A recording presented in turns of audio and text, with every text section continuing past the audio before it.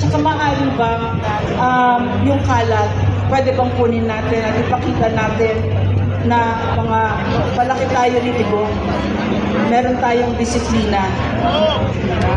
Ngayon, sa totoo lang, hindi ko alam kung ano sabihin ko kasi nagtutugo talaga ang isip ko ngayon.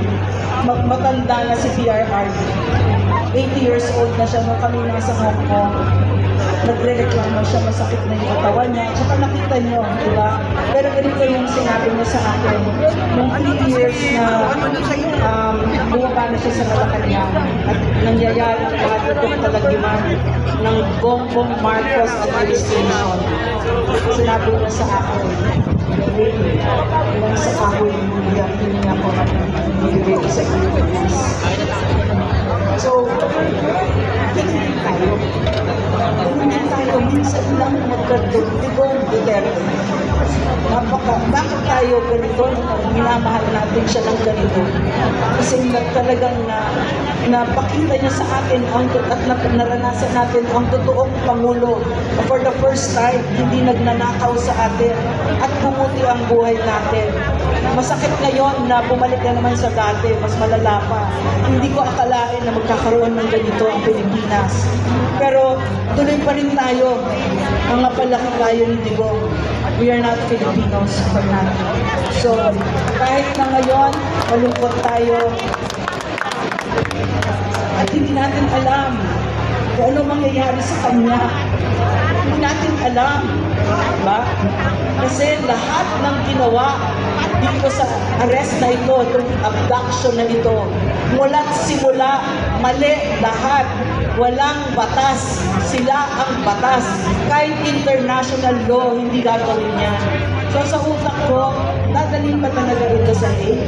Or meron silang pagdadalhan kay PRRD at gagawin yung kanilang gustong gawin sa kanya. Si PRRD, may I just tell you, para siguro hindi masyado masakit ang puso ko, sasabihin ko kasi ito yung sinasabi ko sa sarili ko. Mula't simula, ready siya dito. Tinuro niya yan sa akin, kahit ako'y gawin din, lahat ibibigay mo. Huwag kang magbilang, lahat ibibigay mo. So, kung ano man ang mangyari, handang-handa siya dyan. At pinapakita niya sa atin, ganito magmahal sa Pilipinas. And in closing, pwede ko bang basahin ang sinulat ng statement ng Vice President. May silang.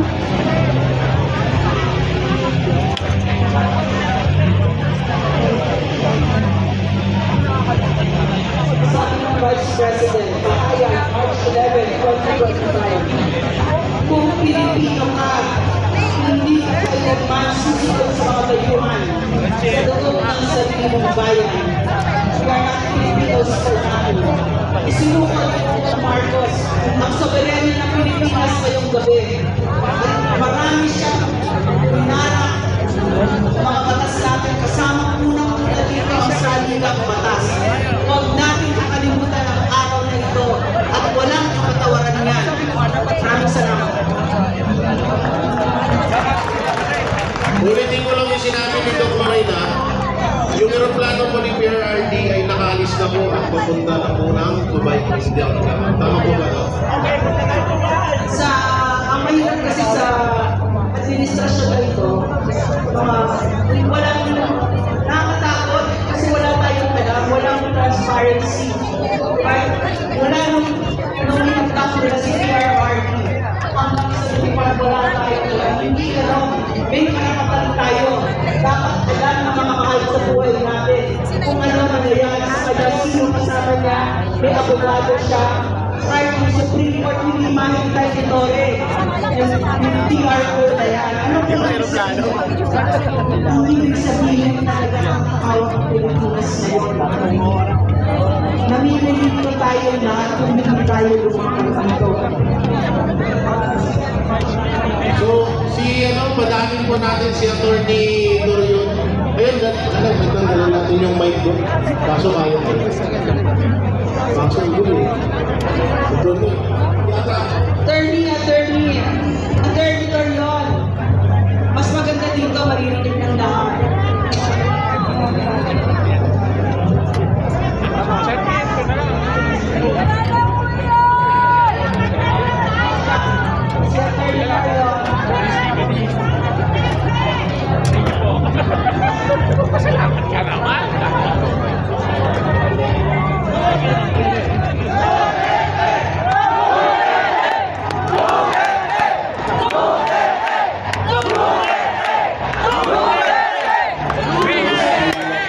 Bismillahirrahmanirrahim. Alhamdulillahi Rabbil Alamin.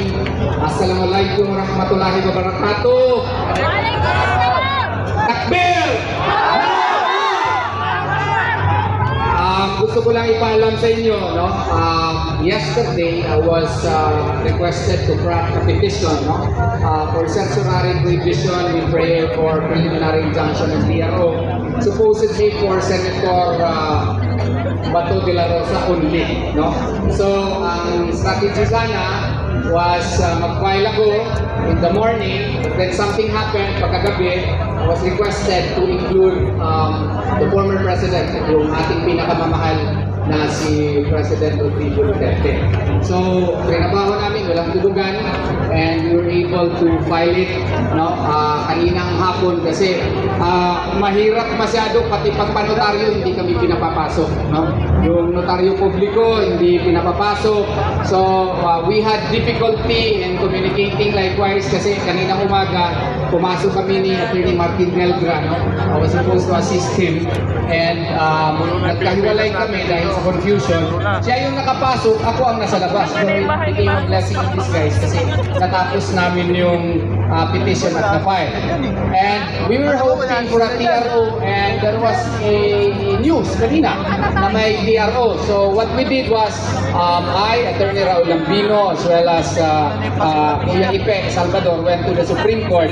But apparently, may nag-overtime doon, so we could not get a hard copy of the order, and we could not verify whether or not the report is in fact true.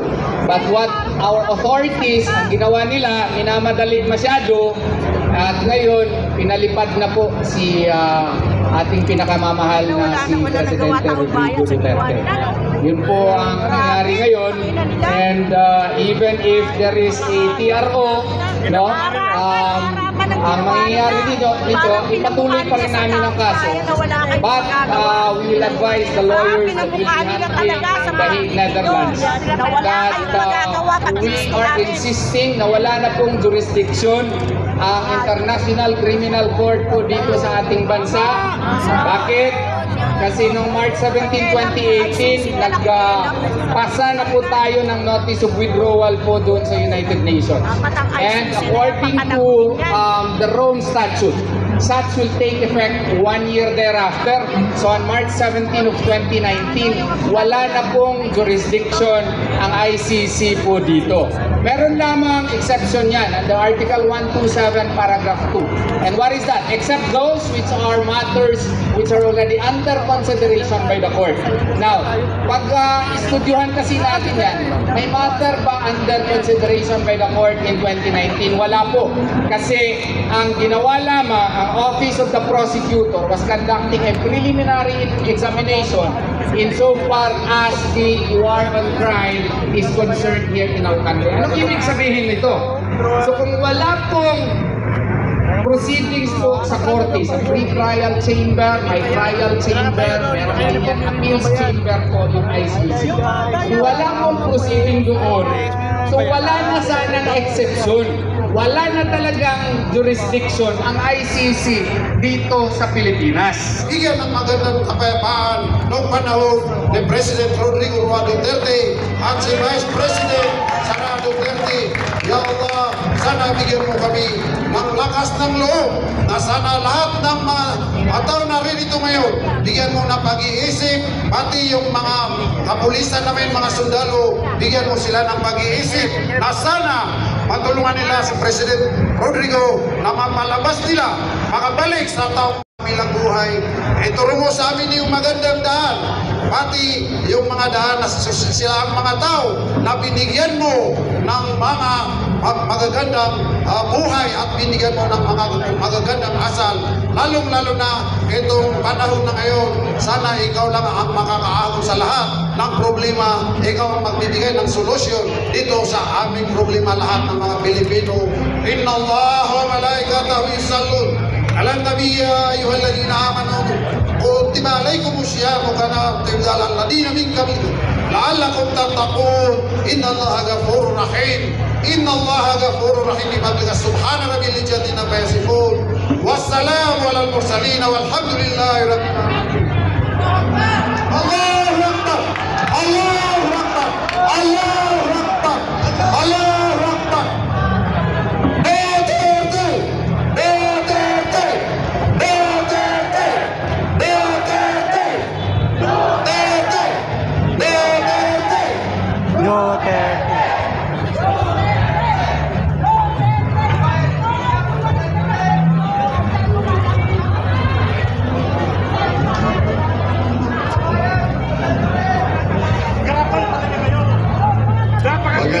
kami sa ating lahat isang panalangin mula sa grupo naman ng katutubo ng United Interdependent Tribes of the Philippines. Amang-amang Yahuwah na lumikha ng langit at lupa, ngayong oras na ito kami ay nagbibigay ng papuri sa inyo. Kami ay nagpapasalamat sa inyong biyaya. Patawarin niyo po kami sa aming mga pagkukulang at pagkakamali. Patuloy niyo pong bendisyonan ang aming kapuluan na kung tawagin ay bansang Pilipinas. Inyong bendisyonan din ang mga namumuno na bigyan ng tamang direksyon, tamang pag-iisip, tamang karunungan, upang sa ganon matulungan ang nakatulong sa bansang Pilipinas na si dating Pangulong Rodrigo Roa Duterte. Kayo po ang aming pinagkakatiwalaan, amang-amang Yahuwah, na kayo ang magprotekta sa bawat isang Pilipino, lalong-lalo na kay Pangulong Rodrigo Roa Duterte, na malaki ang kayapang at naitulong sa kapayapaan sa bansang Pilipinas. Aming pinagkakatiwala ang aming pagtitipon, hindi na inisip kung ano ang aming relihiyon, ano ang aming pananampalataya, at ano ang aming ideolohiya, kundi ang bawat Pilipino ay magkaroon ng tinatawag na isang pag-iisip, isang damdamin para sa aming lahat, para sa aming bansa, at para sa aming mahal na dating Pangulong Rodrigo Roa Duterte. Ngayong gabi, amang-amang Yahuwah, kayo na po ang bahala sa amin, sa aming bansa, sa mga namumuno, maging kay dating Pangulong Rodrigo Roa Duterte.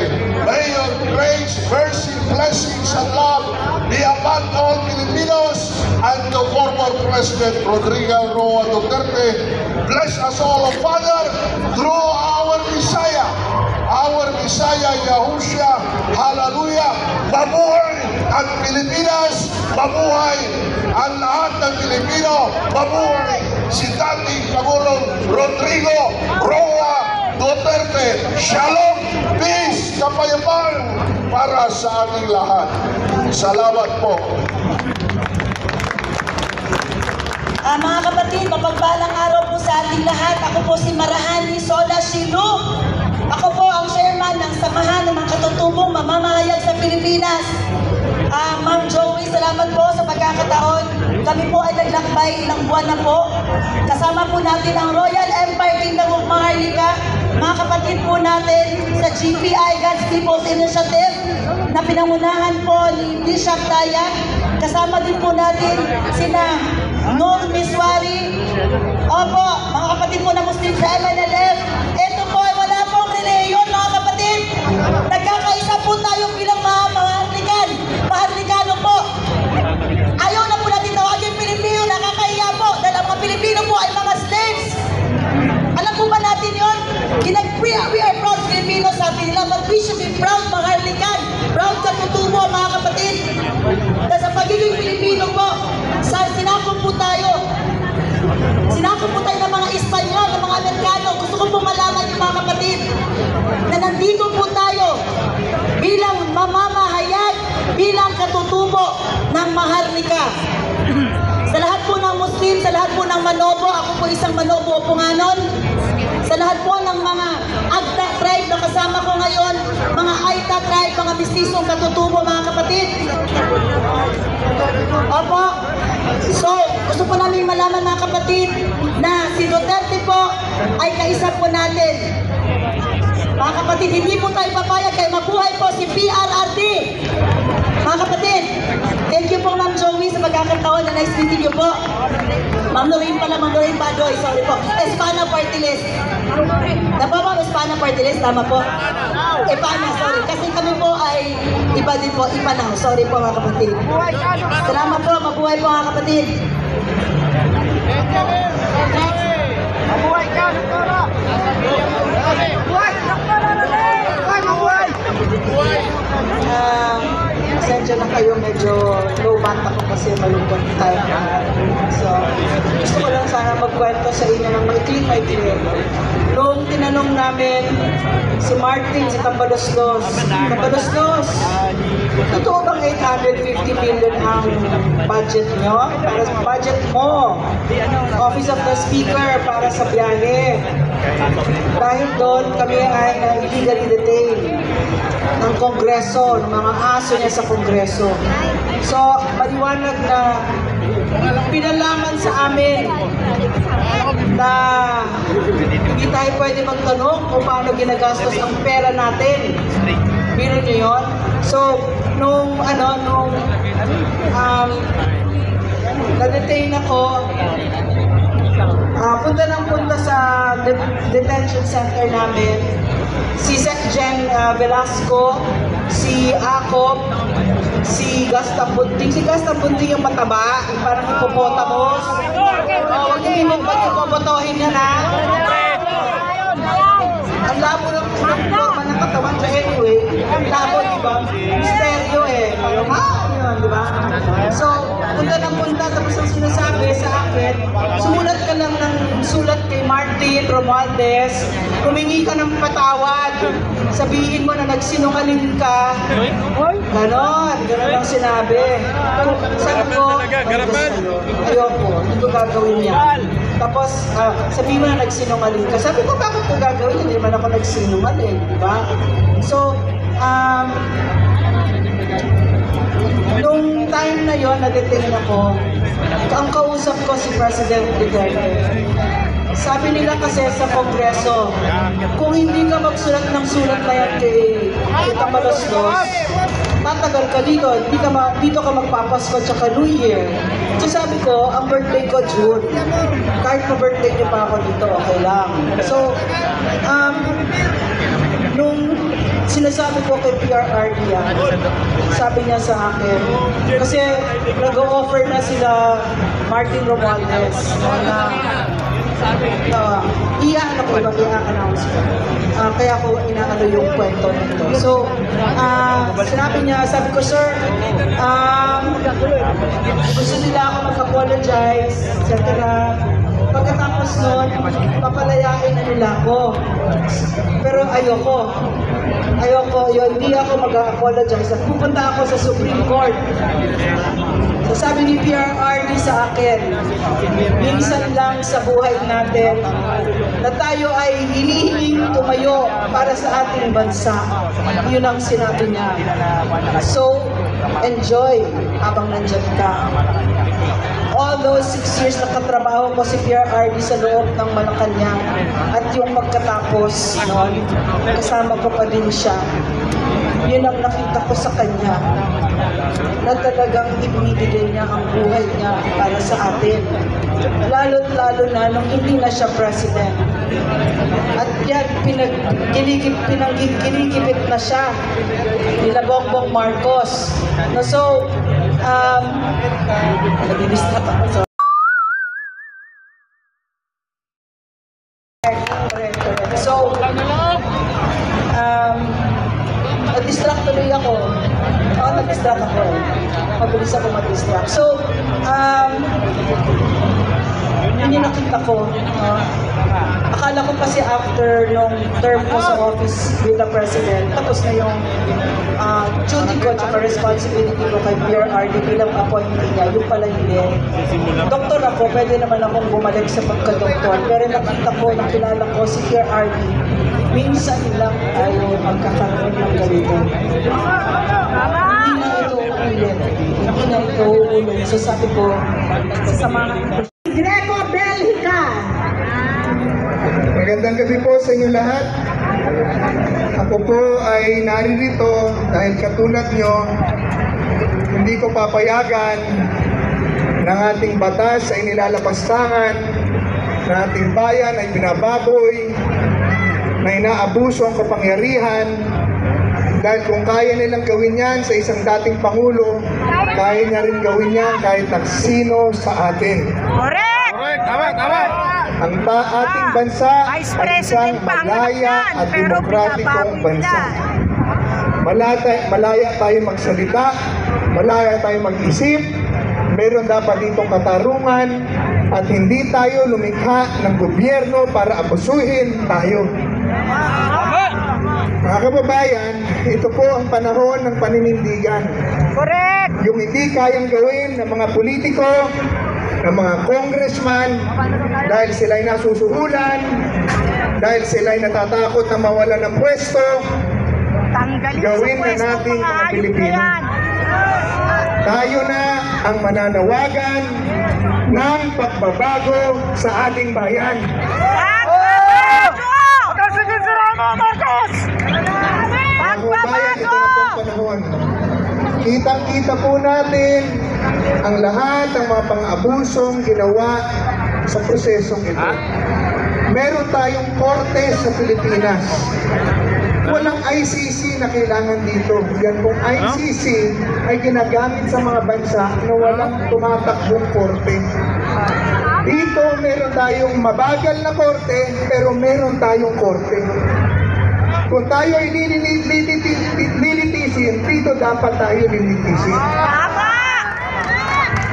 Pilipino Pag ka, pinalapo dapat nila roon ang nandito ka. Pangulong Duterte doon sa Hague, sila na po at rules na nila ang maglilitis doon.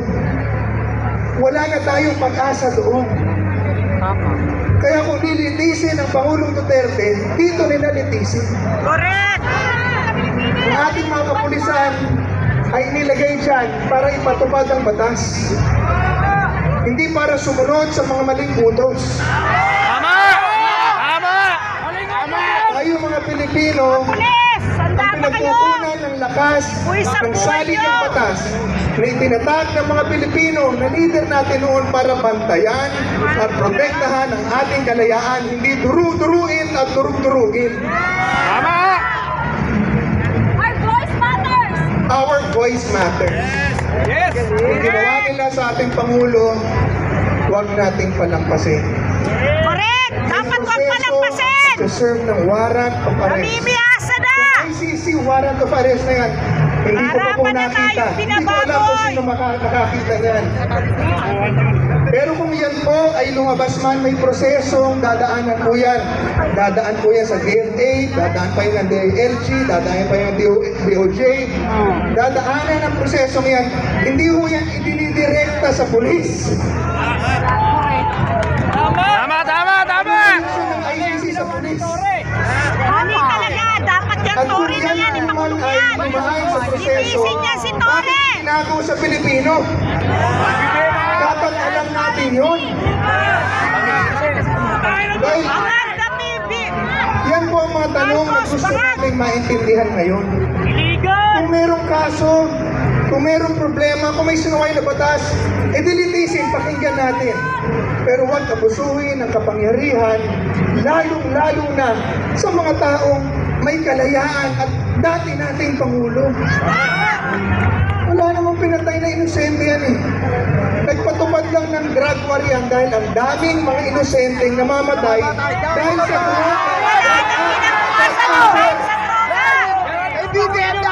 kung merong namatay noon, it was a drug operation na maaaring naglaban, pero hindi niya pinapatay yung mga inosente.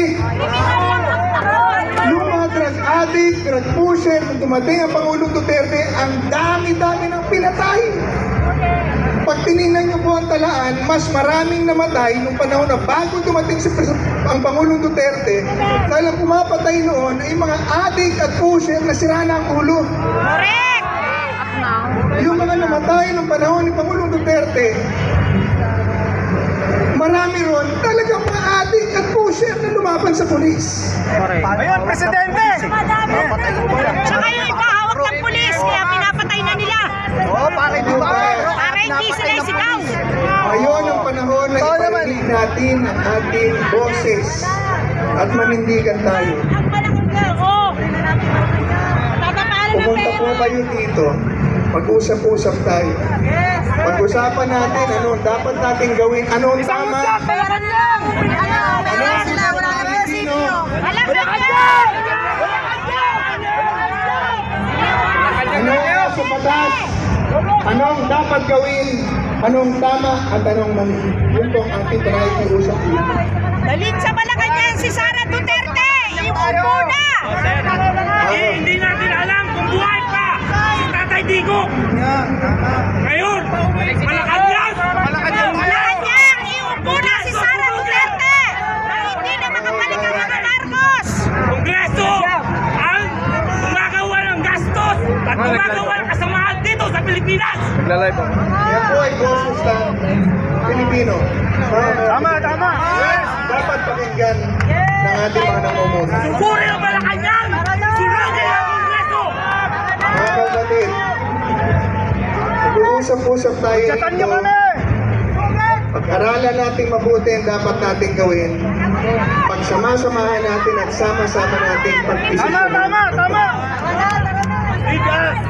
Maraming salamat sa lahat na narinito. People's power na! Sama-sama tayo lahat. Bansa, panalangin natin ang Pangulong Duterte.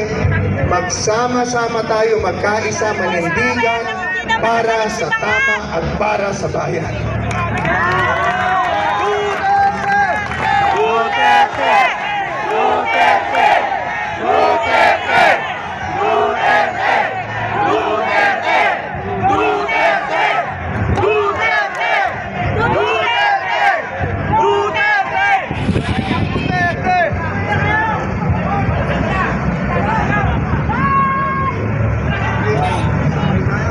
Makikiusap lang po ako na manalangin tayo. Alam nyo, pare-pare tayong civilian dito eh.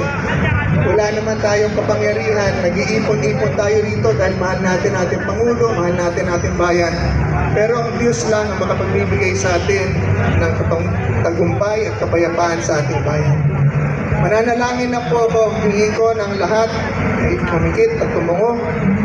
At tayo mananalangin, Panginoong Diyos, sa pangalan ni Jesus. Ikaw ang hari ng mga hari, Panginoon ng mga Panginoon, at may-ari ng lahat. Dalangin namin ng aming Pangulo, Rodrigo Duterte, ay iyong ingatan, palakasin, bigyan ng talino at kapayapaan ngayon. Ganon din ang kanyang kasama at ang kanyang eroplano. Dalangin namin ang aming bayan na inyo pong iligtas, pagpalaan. Ang aming mga leader, bigyan niyo ng katalinuhan at konsensya ang lahat mga nag-aabuso ng kapangyarihan.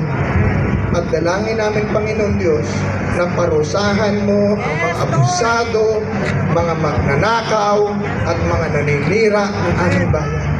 Ingatan po ninyo ang lahat ng naririto. Ganon din ang mga pulis, lalo na ang mga sibilyan, na walang marangyaring masama sa kanila at sa aming bayan. Subalit, dalangin namin, Panginoon, na ikaw ang magbigay sa amin at magbuklod sa amin ng tagumpay para sa katotohanan, katarungan, at sa aming Pangulong Rodrigo Roa Duterte at lalong-lalo sa aming bayan. Maraming salamat po sa pangalan ni Jesus.